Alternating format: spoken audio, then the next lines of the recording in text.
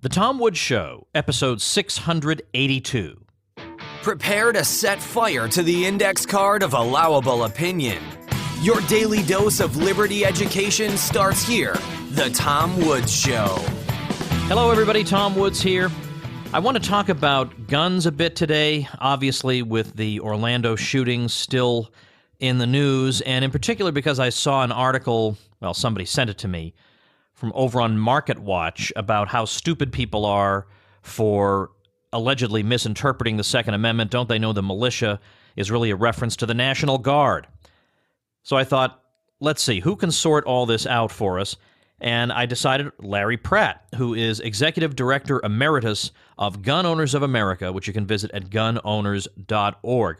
Stay tuned after my conversation with Larry, because I got a couple things to tell you about, a big life change for me, if you can put it that way, as well as a little clarification about the numbering of the episodes. So here we go. Larry, welcome back to the show after such a long absence.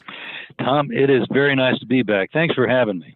I was telling you before we went on, I had you on last on episode 7. Here we are, episode 682, and I bet you live a, fairly tranquil life until something like the Orlando shooting happens, and then everybody in the world wants to talk to you all at once. So I really appreciate the fact that you made time to talk to me in particular. I do want to talk about Orlando. You're welcome. In a few minutes, but I want to start with the real reason I wrote to have you on was an article. I'll link to it so people can see for themselves, tomwoods.com/682. It's an article from Market Watch, and it's called, nice neutral title, What America's Gun Fanatics Won't Tell You. And it's about what the militia in the Second Amendment is all about, and it claims that the militia in the Second Amendment really is a reference to the National Guard. Now, this is an argument that they've made again and again and again over the years. The arguments are never any different, so I know this is not the first time you've confronted this, but he makes this argument just relentlessly that the gun people are deliberately distorting the language and the intent of the Second Amendment because it did not mean every single person should be able to own a gun. So how do you respond to that? Well, it's really an extraordinary argument because the National Guard did not exist until 1903. So imagine how prescient the founders were to establish a militia where everybody was talking about every man a rifle. In fact, laws of the Federal Militia Act of 1791 said that if you didn't have a gun when you were called up to be in the militia, they'd make sure you got one, of course, at your expense, but they'd provide one. I mean, you weren't going to show up and just march around empty-handed. Okay, so, and it was going to be your gun. So either buy one of your own or you're going to buy the one we provide for you. That's how serious they were, and at least the next Militia Act as well also had similar provisions. So clearly every man was in the militia. The federal law itself was predicated on that very fact. And it seems like it took if the National Guard was supposed to be the manifestation of what the framers had in mind in the Second Amendment, seems like it wouldn't have taken them more than a century to set the thing up. They sure took their time indeed. They had plenty of opportunities.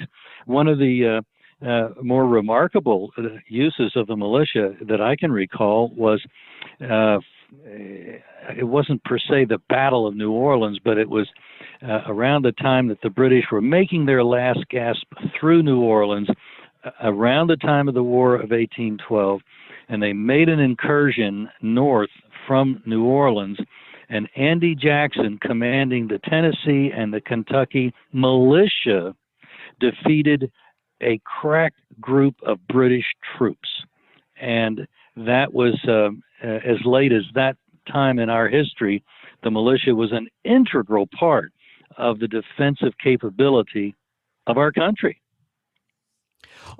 This author, let's see what his name is. He's just a columnist. I don't think he's a historian, not surprisingly.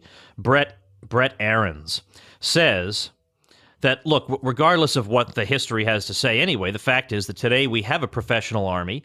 He says military matters have become so complex that no part-time soldiers could do it all. So you could argue that makes the Second Amendment null and void. Well, could you? The Swiss don't buy that.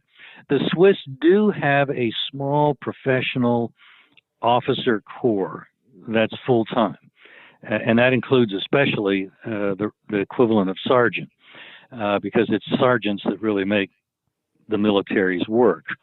But then the Swiss have everybody in their military, and if they're in a just regular infantry type unit, they'll be required to show up for a designated period of 2 weeks. If they're involved in flying airplanes, they're probably going to be every so often, more than once a year, involved in taking some practice runs with that. But everything other than that small officer corps that's there for training as much as anything is how the Swiss maintain their military.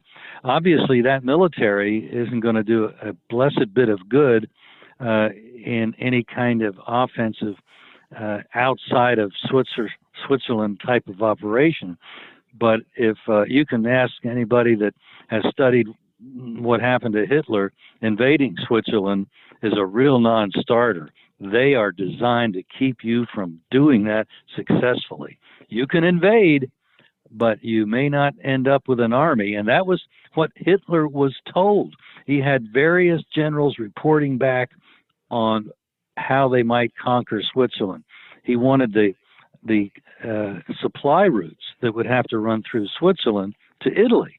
And it was critical for his war effort that he be able to do that. And so he, since the Swiss would not allow it, they were neutral. Then, okay, Hitler, like everything else, I'll take it. Well, he tried. And the most optimistic assessment that came back was, yes, you'll be able to prevail, but we won't have an army left if you attack Switzerland. And as a result, Hitler never attacked Switzerland. That is one of the more incredible stories of World War II, and I frankly never hear about it. There are a couple of books written. Stephen Holbrook has written a whole book. I think it was called Fortress Switzerland. But other than that occasional scholarship, nobody's really taken a look at how enormously successful the Swiss military has been. Not volunteer, but the average citizen is involved in the defense of that country, every single one of them, and most of them just for a 2-week stint as a grunt. All right, let's get back to the text of the Second Amendment. There's a complaint among opponents of gun rights that what we're doing is we're misappropriating some of the language in the Second Amendment, that really the Second Amendment points to a collective right, that when the term the people is used, this is meant as the right of the people is thought of as being a collective right of the people of the community as a whole to be armed, but it's not an individual right. And so that when you change the people to an individual right to own a gun, you are at variance with the original intent of the Second Amendment. What do you say to that? Well, the fines did not go to whole communities for not showing up for militia service. The fines went to particular men who had not shown up, or maybe had shown up with an inoperable weapon or no weapon. So it clearly was predicated on individuals as militia. And anybody that wants to ignore that, bless their heart, they're entitled to believe anything they want, but we really can't let them have the facts. Also, I wrote in one of my books that even if, for whatever reason, just for the sake of argument, we granted them the Second Amendment, which I would never do, but if we did, you'd still have the Ninth Amendment because the right of gun ownership was a traditional right in the English tradition. And the argument of the Ninth Amendment is that we couldn't possibly list every single right that you have. So, Right. we assume that you have, there's a whole array of unspecified rights that you also have. And certainly you would have this one by virtue of longstanding tradition. So it seems to me we got them coming or going. There's never any mention of the Ninth Amendment. No. That's a very good point. The whole idea of the Bill of Rights was certainly inherent in the second. The design was to keep government under control, and the second deals with guns being used to keep government under control. And so the militia was aimed at the government should the government start heading off in a totalitarian, dictatorial fashion. Then the militia was expected to and designed to step in. One of the most underreported parts of our history, happily, was dealt with when Hollywood still once in a while did something pro-Christian and pro-American history as it really was. And they've got a film, and I don't know the name of the whole film, but if one were to go on Google and just put in Battle of Athens, you'll get the tail end of this movie where it depicts an historical Battle of Athens in 1947. Men had come back from military service, and they were just absolutely stunned to realize that their community, Athens, was being run by a bunch of corruptocrats. And as suspected would happen, indeed, the night of the election, the cops took illegally the ballot boxes from where they were at the various voting places and where they were to remain by law until the ballots had been counted. And the cops removed the ballot boxes to the cop shop, and the men had kind of anticipated that would happen. It had happened apparently before. And so when it did, apparently about an hour later, in came the quote-unquote militia, a bunch of guys in their cars and in their pickup trucks, bristling with rifles, surrounded the cop shop. A brief shootout ensued, and the cops realized, as bullets are zinging, ricocheting through their place, that there's more of them than there are of us, and this is not likely to end well for us. And so they left the ballot boxes there in the police station, walked out hands high, and maybe that was the original hands up, don't shoot.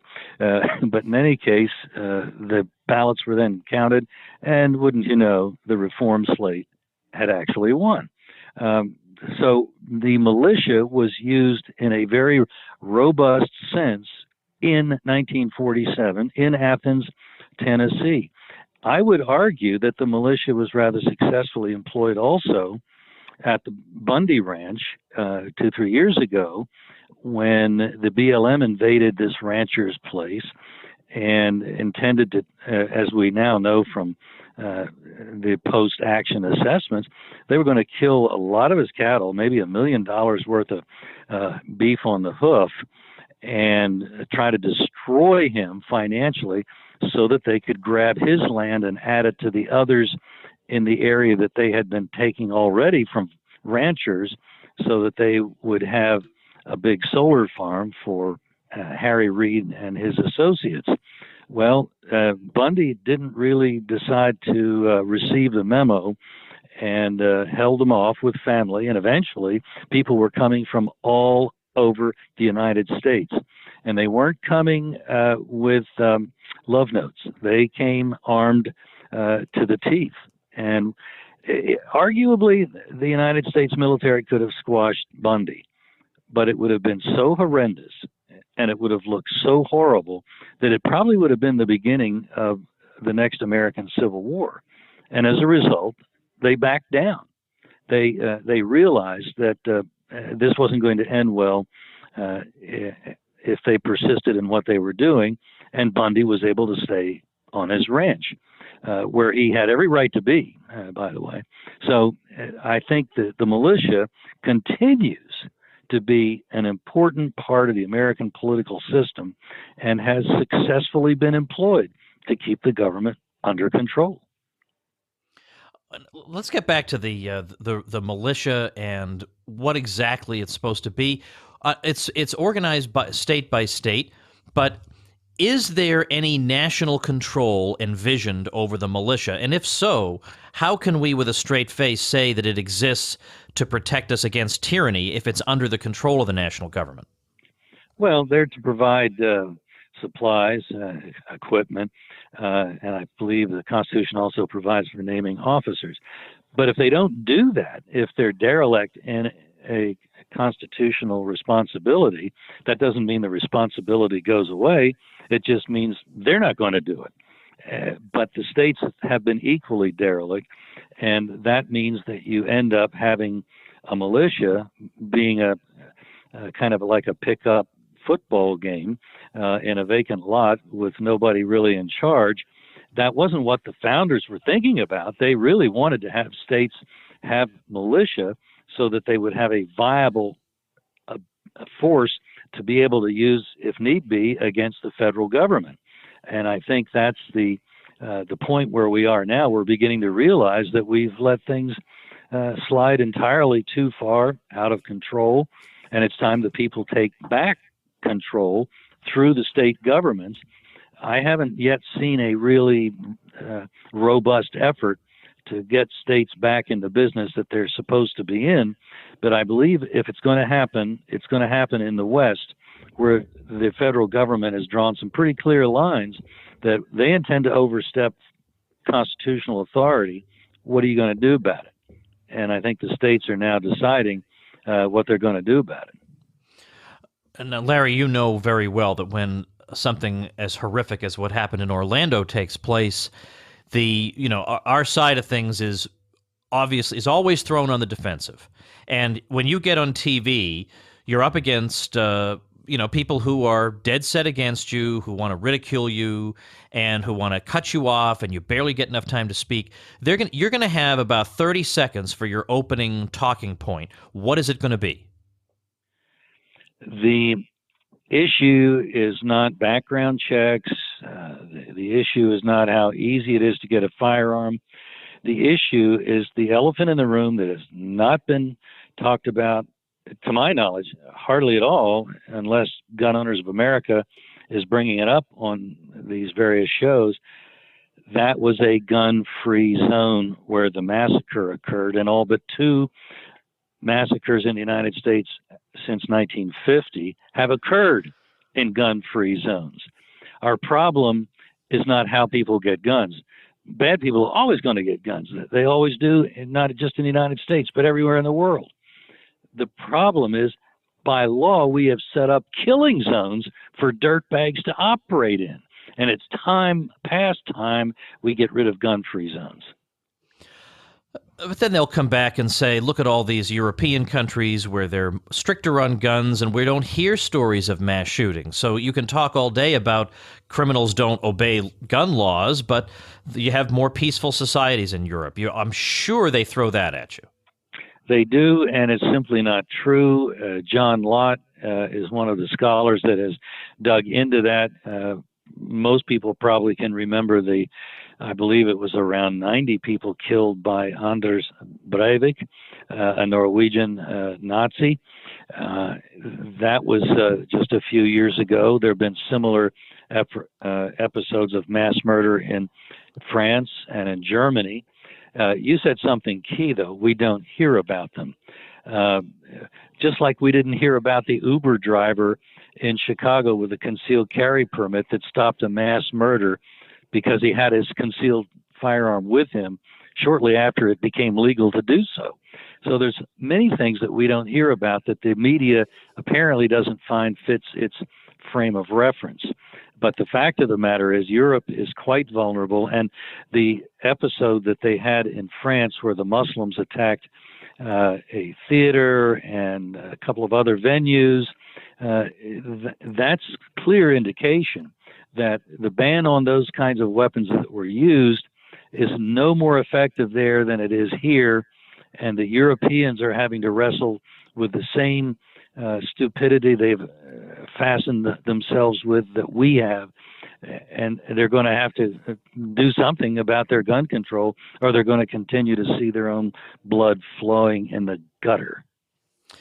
On the Second Amendment question, again, there's so much emphasis. I mean, even when I hear people on our side of things talk about the Second Amendment, it does tend to be again a collective concept, that it's so that we can protect ourselves against tyranny. But to me, right now, the most urgent thing is that I would want a firearm to protect myself, not necessarily against the federal government, but against a home invader whom my local government is really helpless to protect me against. By the time I get them on the telephone, I'm dead. Sure. But the Second Amendment, but I don't see that type of language in the Second Amendment. So that people can protect their homes, the right to bear arms is very important. I don't see that in the language.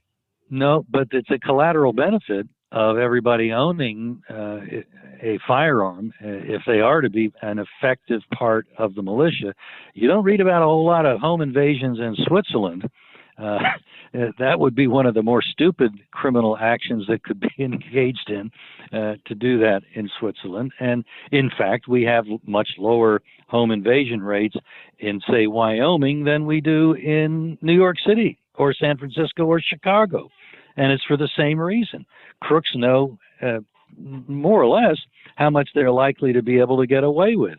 And they're likely to get nailed halfway through the window with a 30-06 or something similar in Wyoming. And about the only thing that'll greet them in San Francisco is a scream. Exactly. I mean, somebody put it this way, and it never left me. If somebody invades your home, I'll give you two choices. You could have a gun, or you could have a telephone.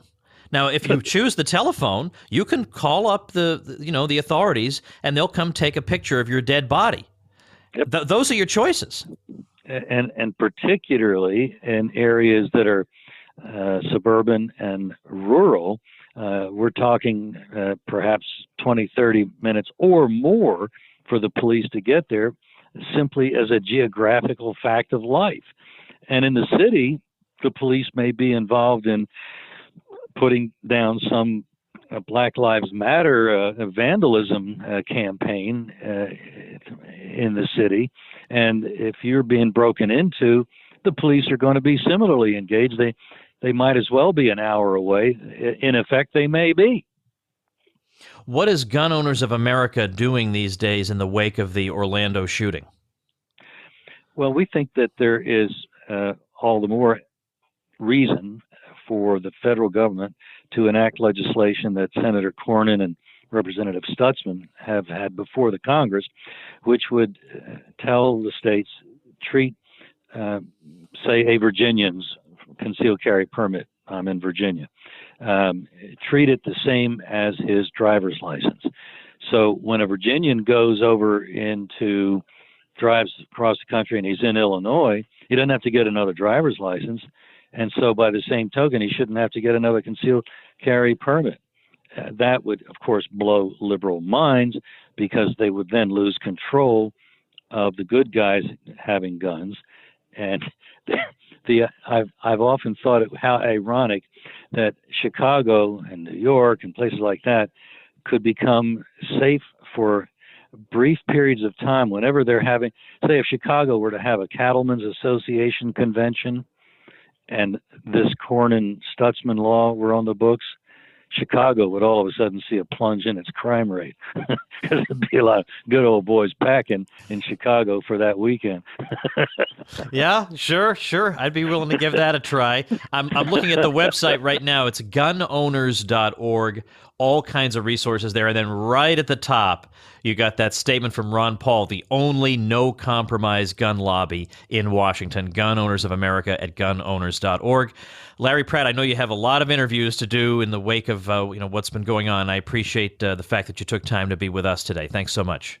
Oh, appreciate being with you, Tom. Thank you. All right, a few things to tell you about here.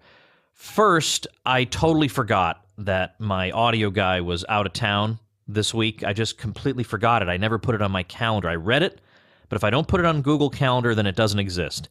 So I was sitting waiting for the episode to be put together and uploaded. It never happened. And I seriously wondered, has he been in a car accident? This has never happened before. And then I asked Bob Murphy, who also uses the same guy, Chris Williams, and he said, no, he's out of town, just as he told you. So that was the deal there. So we did end up getting the episode out around midnight. This is episode 681, midnight Central Time. And I've decided that I think I'm just going to keep on going with 682 being Thursdays, this today's episode, 683 being Friday, and then just pick it up from there. I do have some bonus episodes down in the pipeline that'll make up for the missed one. I know it's not a big deal to miss one, but normally I would make it up. But here's the other thing I want to tell you about. I'm moving, or we're moving. We're all moving. We're moving to Florida, moving to Central Florida next month, July 2016.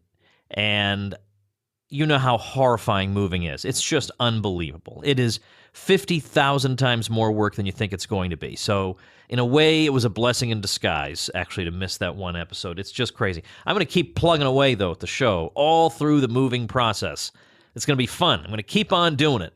And even before I get utilities turned on and stuff, hey, I got my mobile hotspot. I can get the internet going anytime I need it. So we're going to try and do this uninterruptedly, and the show will continue to go on. But yeah, we are moving, getting out of Kansas. I'm not going to say anything bad about Kansas anymore, because I'm sure there are people who consider it a wonderful place to live, and maybe there are wonderful parts of the state that I just never visited. But Topeka, Kansas has been a soul-crushing place to live, and we're getting out. We're finally getting out. So that's happening. Then finally, now, I have a listener who kind of hesitated to ask for me to mention his website, because he said, look, my website is about a local practice that I have, and maybe it won't help that many people. But on the other hand, it shows people that there's more to life than libertarian blogs. You can have a business website for yourself that can do you a lot of good. And his website is OregonLMT.com. And if you live in the Portland area, he's just west of Portland, and he's a massage therapist. He helps people who have been in auto accidents. He helps people have chronic pain or tension.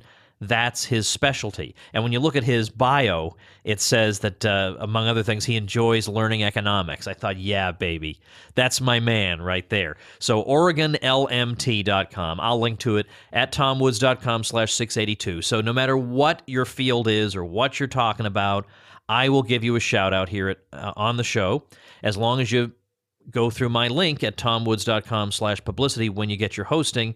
I'll give you some bonus tutorials. I'll give you the shout out. I'll give you that all-important link. And by the way, in case you don't know how this works, my site is a heavily trafficked site, and I have many, many backlinks, and Google considers my site to be a very reliable site, so that if I link to something, Google thinks it's important. So it will help you in search engine optimization if I link to you. So that's a bonus that you're getting when you use my affiliate link for Bluehost, TomWoods.com/blue. This is all at TomWoods.com/publicity, but I haven't been adequately explaining the value of getting a link on my site, because I frankly didn't realize it until I learned a little bit more about how SEO works. If you get a link on a site that has as much content as my site has, and that Google loves as much as it does my site, it will really help you a lot. So that's another benefit. So that'll be linked to TomWoods.com/682, as the listener website mentioned. All right, so there you go. You know I'm moving. That's fun. And I guess that's all I have to say, other than this means that the numbering of the episodes I mentioned, the debate episode and the roundtable episode, will be a little bit off from what I said the other day. But look, the way to avoid any concerns about this is just to listen to every single episode, and it'll all work out just great. All right, see you tomorrow, everybody. Thanks for listening. Become a smarter libertarian in just 30 minutes a day.